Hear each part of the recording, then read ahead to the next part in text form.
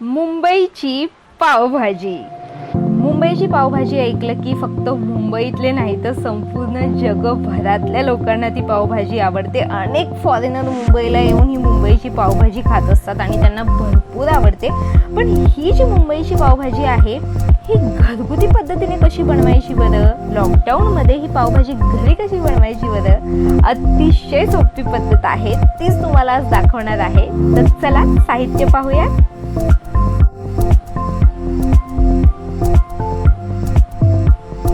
पावभाजीसाठी लागणारे साहित्य आपण सुरुवातीला पाहून घेऊयात. आपल्याला लागतील 4 बटाटे आणि थोडे वाटाणा, हे एकत्र आपण शिजवणार आहोत. 2 बारीक चिरलेले टमाटर, 2 मोठे कांदा बारीक चिरलेले, 1 शिमला मिर्च बारीक चिरलेली,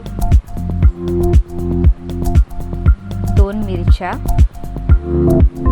थोडी कोथिंबीर, लाल तिखट, काश्मीरी लाल मिरची पावडर, गरम मसाला आणि पावभाजी मसाला. फूड कलर आपण वापरणार आहोत, त्याने कलर खूप छान येतो पावभाजीला. लिंबू, थोडी हळद, चवीनुसार मीठ आणि मुंबई स्टाईल पावभाजीचं बटर.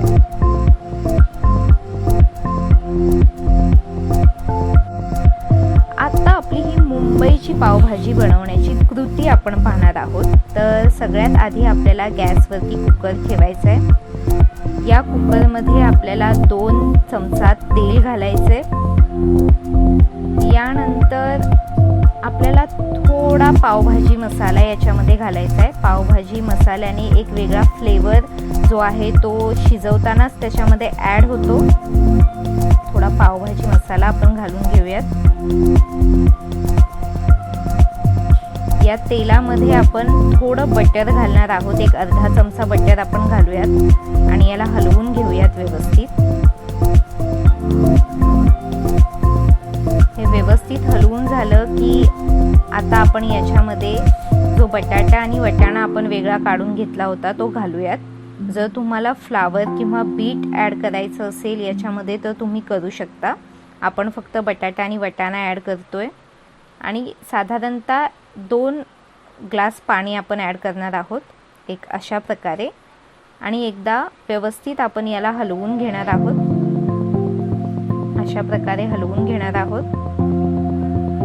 आणि आता कुकरचं झाकण बंद करून 3 शिट्ट्या आपण काढून घेणार आहोत.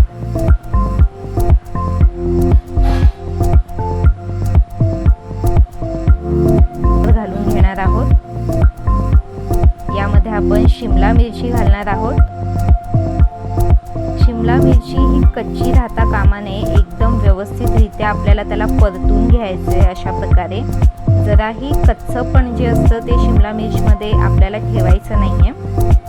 एक अशा प्रकारे आपल्याला शिमला मिरची जी आहे ती हलवून घ्यायची आहे. आणि जसं शिमला मिर्च आपली परतून झालेली आहे, आता आपण कांदा ॲड करणार आहोत. 2 मोठे बारीक चिरलेले कांदा आपल्याला ॲड करायचे. सगळ्यात महत्त्वाचं म्हणजे या भाज्या एकदम बारीक चिरलेल्या असाव्यात पावभाजी बनवताना कधीही. कांदा आपला ॲड झालेला आहे. एकदम व्यवस्थित याला परतून घेणार आहोत. कांदा हलका लाल रंग येईपर्यंत आपल्याला परतून घ्यायचा आहे. एक अशा प्रकारे आपल्याला भाजी हलवत राहायची आहे. पावभाजीमध्ये सगळ्यात महत्त्वाचं असतं ते म्हणजे भाजी हलवत राहणं. ते खूप महत्त्वाची स्टेप पावभाजीमध्ये असते. एक अशा प्रकारे आपण कांदा आणि शिमला मिरची हलवून घेणार आहोत आणि मग त्याच्यामध्ये थोडी हळद टाकून आपण त्याला पुन्हा एकदा स्टीर करत राहणार आहोत. कांदा भाजलेला आहे. आपण टोमॅटो आता ॲड करणार आहोत. 2 बारीक चिरलेले टमाटर आपण याच्यामध्ये ॲड केलेले आहेत आणि पुन्हा एकदा आपण हे सगळं मिश्रण मिक्स करून त्याला हलवत राहणार आहोत. जसं की मी आधी सांगितलं, ही भाजी हलवत राहणं खूप महत्त्वाचं असतं. एकदम व्यवस्थितरित्या ह्या भाज्या शिजल्या गेल्या पाहिजेत आणि तेव्हाच पावभाजीमध्ये एक वेगळी चव येते.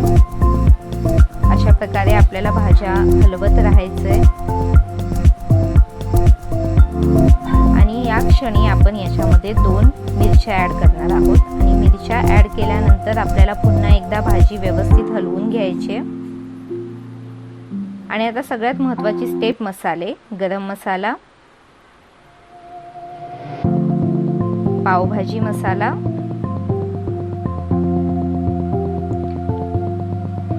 आपली लाल तिखट सगळं टाकून आपण व्यवस्थित हलवून घेणार आहोत. काश्मीरी लाल मिरची पावडर टाकून व्यवस्थित आपण हलवून घेतोय. अशा प्रकारे भाज्या आधी आपल्याला हलवून घ्यायचे आणि व्यवस्थित भाज्या शिजल्या की थोडं हलकसं आपल्याला पाणी त्यामध्ये ॲड करायचे. जास्त पाणी नाही घालायचे सुरुवातीला. थोडं पाणी टाकून या ज्या आधी टाकलेल्या भाज्या आहेत त्या व्यवस्थित आपल्याला हलवून घ्यायचे. एक साधारणतः अशा प्रकारे.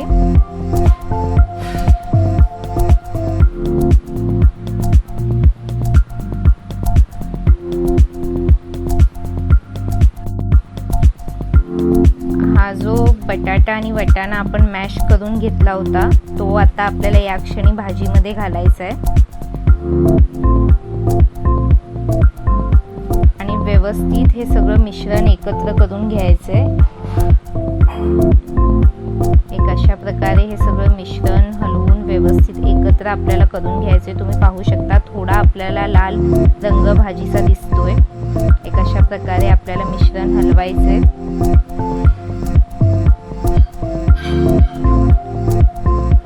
आता थोडं हलकं पाणी घालून अशा प्रकारचं एक बटाटा मॅशर तुमच्याकडे असायला पाहिजे.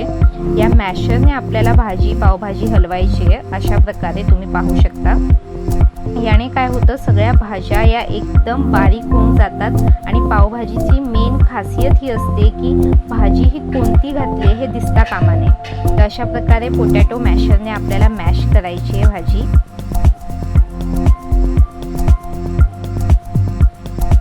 आणि एक सलग आपल्याला 7 ते 8 मिनिटं ही भाजी मॅश करत राहायचे. आणि एक अशी कन्सिस्टन्सी दिसली की आपल्याला फूड कलर त्यामध्ये ॲड करायचे. तुम्ही पाहू शकता फूड कलर, लाल फूड कलरने कशा प्रकारचा रंग भाजीला लगेच येतोय. रंग बदललेला आपल्याला दिसतोय आणि अतिशय छान वास घरात सुटलेला आहे. मस्त मस्त सुगंध येतोय. तुम्ही पाहू शकता मस्त पावभाजीचा रंग आलेला आहे. आणि आता आपण पुन्हा पोटॅटो मॅशरने थोडं पाणी टाकत मॅशरने आपण भाजी हलवत राहायचे. एक थिक किंवा पातळ अशी याची कन्सिस्टन्सी आपल्याला भाजीची नको आहे.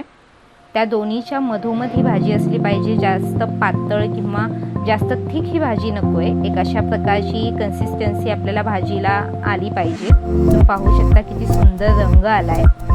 अशा प्रकारे सतत भाजी ही आपल्याला एक 5 मिनिटं मॅश करत राहायचे. फूड कलर टाकल्यानंतर सतत याला असं मॅश करत राहायचंय.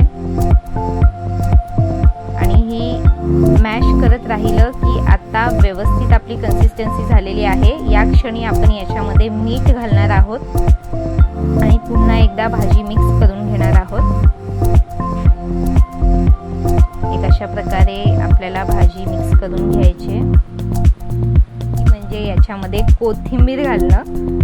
मुंबईच्या पावभाजीमध्ये कोथिंबीर फार महत्त्वाची असते. तुम्ही पाहू शकता किती छान ही भाजी दिसायला दिसतेय.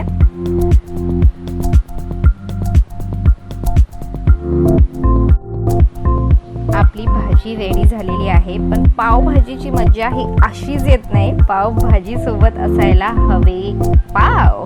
तर ते पाव भाजण्याची पण एक वेगळी मुंबई स्टाईल पद्धत आहे, ती दाखवतीये. आपल्याला तवा घ्यायचा आहे. तव्यावरती आपल्याला थोडं बटर घालायचंय. एक अशा प्रकारे हे बटर आपल्याला व्यवस्थित असं संपूर्ण तव्यावरती पसरून घ्यायचंय. एक अशा प्रकारे थोडा पावभाजी मसाला घातला की पावालाही मसाल्याची चव येते आणि ते खूप छान लागतं खायला. थोडी कस्तुरी मेथी ही मुंबईच्या काही ठिकाणाची पद्धत आहे. थोडी कस्तुरी मेथी असं हातावरती पसरवून आपण तव्यामध्ये घालणार आहोत. एक अशा प्रकारे. आणि 2 पाव मधून एक अशा प्रकारे आपल्याला कापून घ्यायचे आणि ते तव्यावरती भाजून घ्यायचे.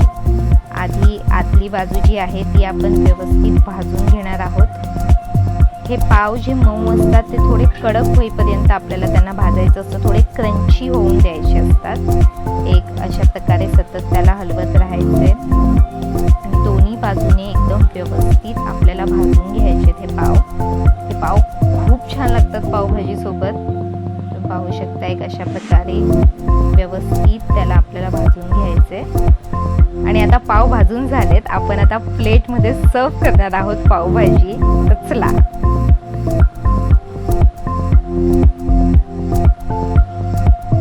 स्टाईल पावभाजीचं सगळ्यात मोठं आणि मेन इन्ग्रेडियंट म्हणजे बटर। तुम्हाला हवं तेवढं बटर तुम्ही घालू शकता, कंजूसी नाही करायची। मला जास्त आवडत नाही, अर्धा चम्मच घालते आणि तुम्ही पाहू शकता किती सुंदर दिसतीये ही आपली पावभाजी। आणि खरं सांगू तर खूप भारी वास सुटलाय, संपूर्ण सुगंध सुटलाय संपूर्ण घरामध्ये। तुम्ही पाहू शकता किती सुंदर आणि एकदम बॉम्बई स्टाईल दिसतीये ही पावभाजी। खूप छान कलर आलेला आहे, लिंबू पण तुम्ही सोबत वापरू शकता आणि खूप मस्त ही पावभाजी लागते, मुंबई स्टाईल लागते खायला। तर ही रेसिपी नक्की ट्राय करा आणि तुमच्या काही प्रतिक्रिया असतील तर कमेंट बॉक्समध्ये नक्की कळवा।